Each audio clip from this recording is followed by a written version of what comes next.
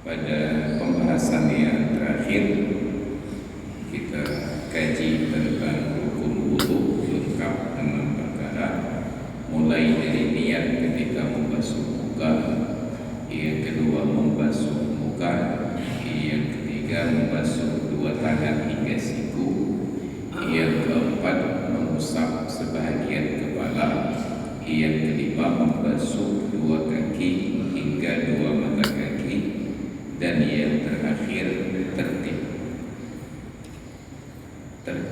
dan niat. Tidak terdapat secara khusus dalil kepada wudu, tetapi berlaku secara umum.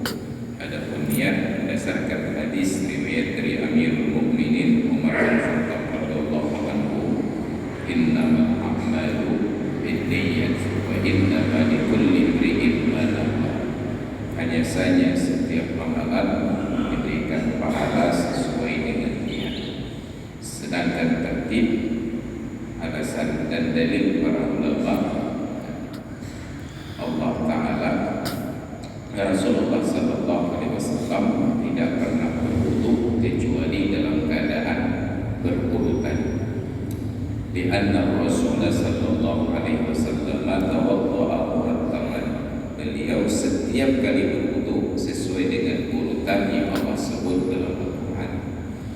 Dalil yang kedua, kata Imam Syafi'i, pada pekerjaan wudu ada 4 anggota badan, 3 dibasuh dan 1 diusap.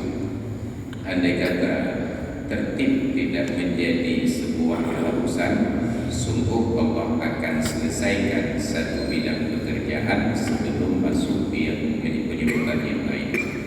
Tapi kenyataannya Allah sebutkan bahagian yang diusap di antara bahagian tubuh yang dibasuh.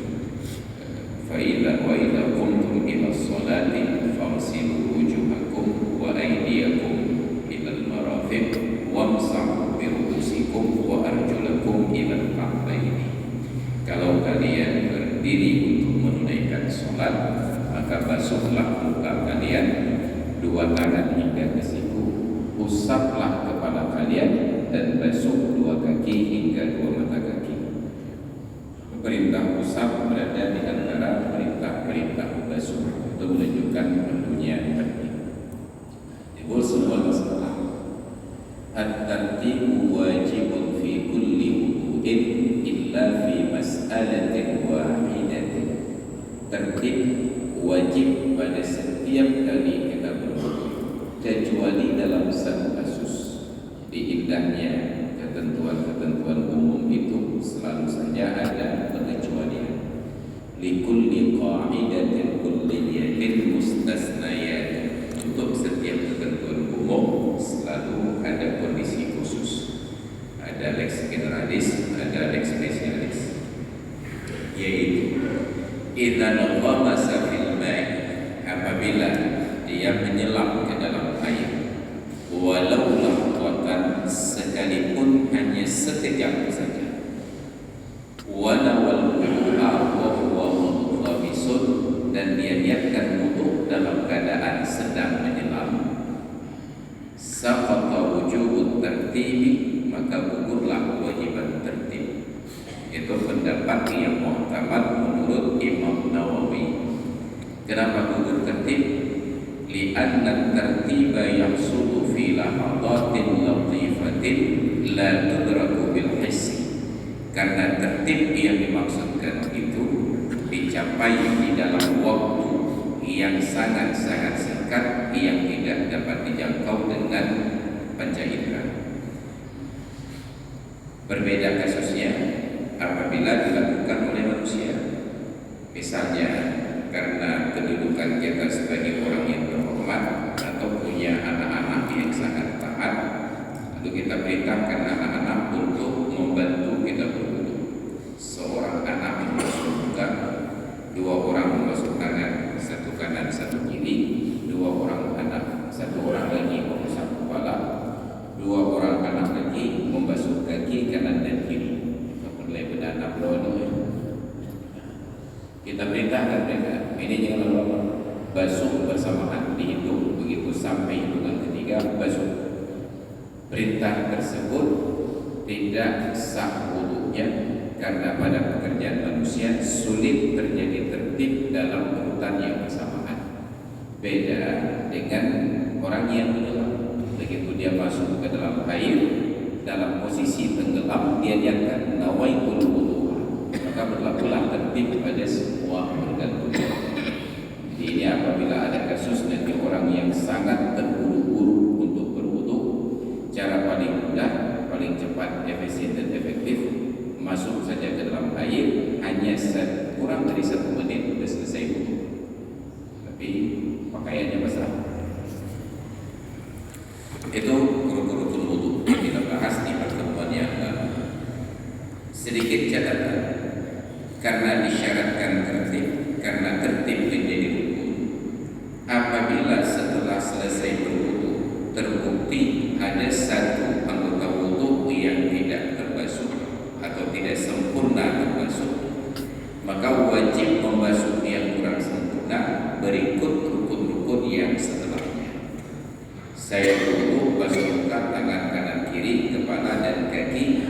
Setelah selesai berwudu, masuk ke dalam masjid ini, saat akan takbiratul ihram, begitu saya angkat tangan baru terlihat.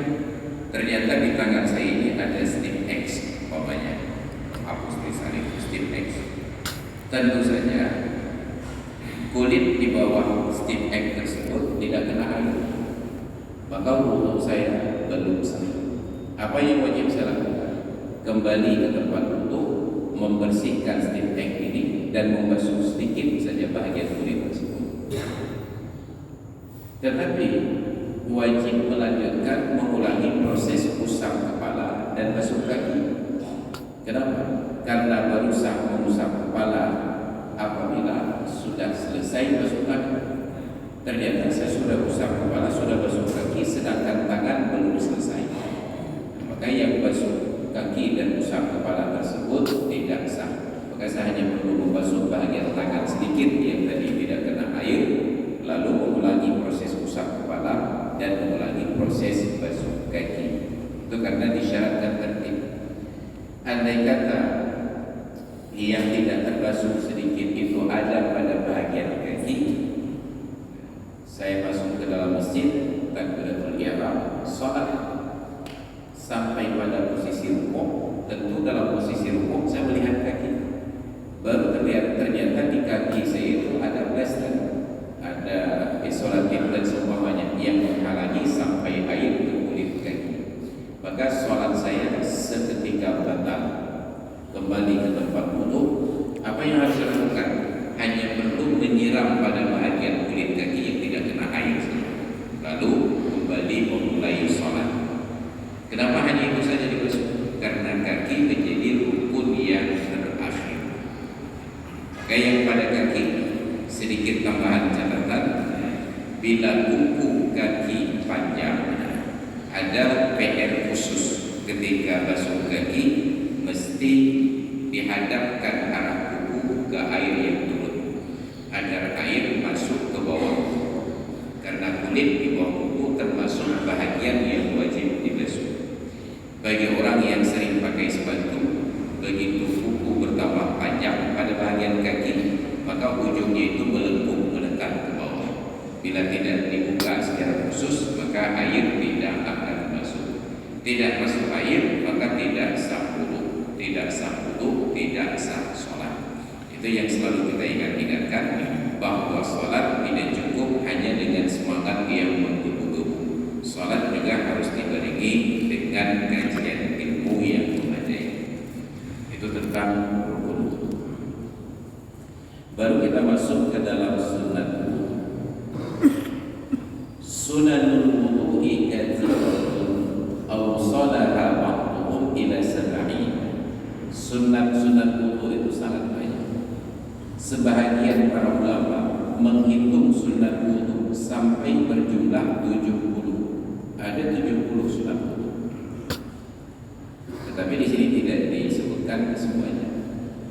Yang pertama, sunat wudu adalah ada sunat bahaya sebelum kita berwudu, yaitu yang pertama at-talaffuzu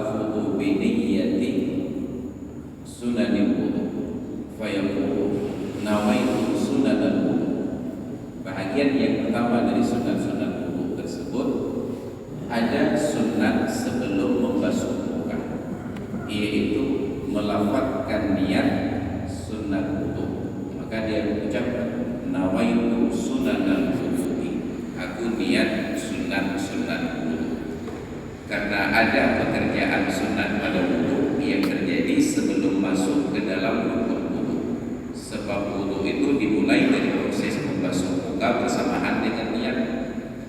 Lalu bagaimana dengan pekerjaan-pekerjaan yang sebelum basuh muka, seperti membasuh dua telapak tangan sebelum dimasukkan ke dalam air, seperti membersihkan rongga mulut, istinsyaq, madmadah, itu sebelum kita basuh muka.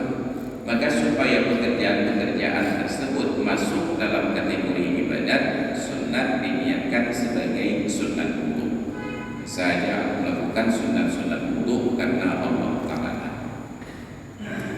Yang kedua, at-tasmiyatu wa ta'awuz, membaca bismillah dan membaca a'udzubillah. Bismillah lebih familiar bagi kita dengan sebutan al-basmalah. Setiap zikir itu mempunyai nama. Orang yang mengucapkan astaghfirullah disebut dengan istighfar. Yang mengucapkan subhanallah disebut dengan tasbih. Yang baca alhamdulillah disebut tahmid. Bacaan alhamdulillah disebut tahmid. Bacaan Allahu Akbar disebut takbir. Bacaan la ilaha illallah disebut dengan tahlil. Maka tradisi doa pada orang meninggal dunia di luar Aceh disebut dengan tahlilan. Kenapa diulang-ulang kalimat la ilaha illallah? Sedangkan di Aceh disebut dengan samadiyah. Kenapa? Karena ada as-samad yang diulang-ulang. Qul huwallahu ahad, Allahus samad. Tahlil ucapan la ilaha illallah. Sedangkan tahlilan itu beda lagi. Bukan sebatas ucapan la ilaha illallah. Kalau tahlilan itu sudah berikut dengan kenduri dan lain sebagainya. Intinya ada ucapan la ilaha illallah dilanjutkan dengan makan-makan. Maka tidak sah dinamakan tahlilan kalau hanya mengucapkan la ilaha illallah. Tapi tahlil hanya sebatas ucapan la ilaha illallah. Di Aceh kita menyebutnya samadiyah. Kan bikin pula tasbih. Kemudian ada istirja. Apa itu istirja? Ucapan inna lillahi wa inna ilaihi raji'un. Suatu malam Ummul Mukminin Aisyah sedang menjahit pakaian yang sobek, diterangi dengan pelita banyak culut. Tiba-tiba bertiup angin dan pelita itu padam. Nabi katakan kepada istri beliau, ya Aish istarja', wahai Aish istirja'lah.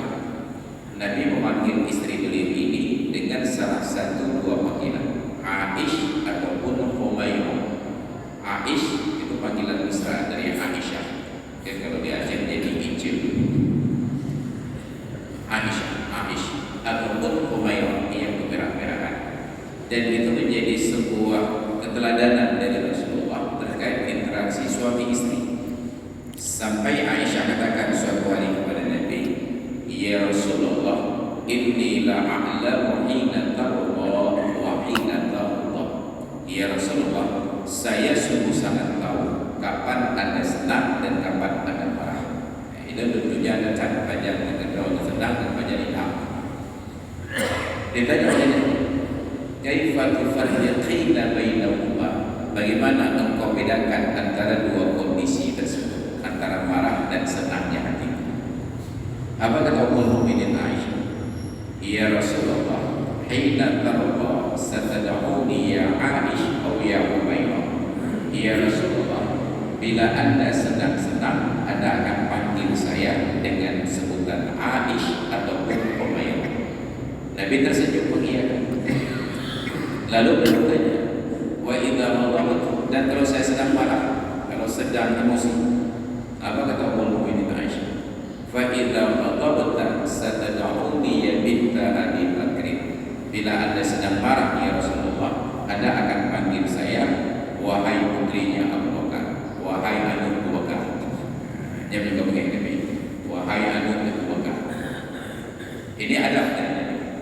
panggilan-panggilan kepada istri itu menjadi sebuah indikasi tentang suka atau tidak suka. Saya praktekkan dengan istri pertama di rumah.